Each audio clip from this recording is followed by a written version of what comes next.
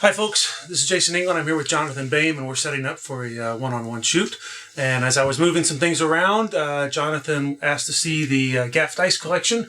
And so here it is. I've got two complete trays of mostly gaff dice, and in these trays about 90% of what you see is gaffed in one way, shape, or form. I have four primary types of gaff dice here. I'll run through them very quickly. The first is magnetic dice.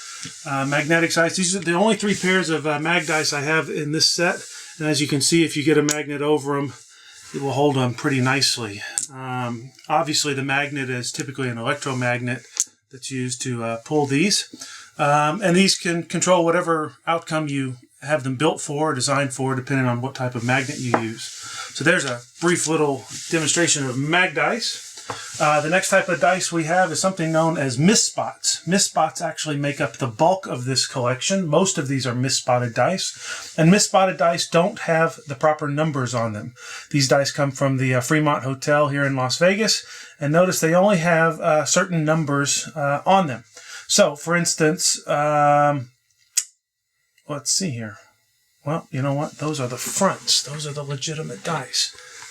These are the gaffs. That even fools me sometimes. So here we have the Fremont dice with 2 2s, 2 3s, and 2 6s. Again, 2 2s, 2 3s, and 2 6s. This would be a pair of passing dice, deuce tray sixes they call them. And these are the fronts. These are the matching dice that go along with these that you would switch in and out.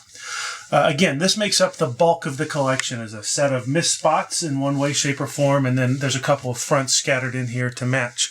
The last type of die is called weight. This is what most people think of when they think of a weighted die.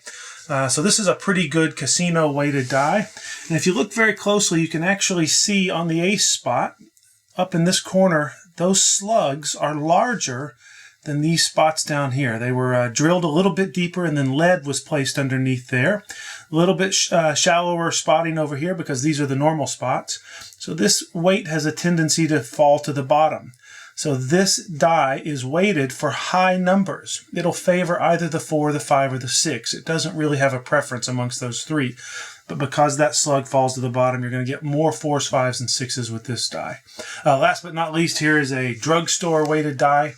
I like it because it says Vernon on it, which reminds me of Vernon. This die had nothing to do with Vernon.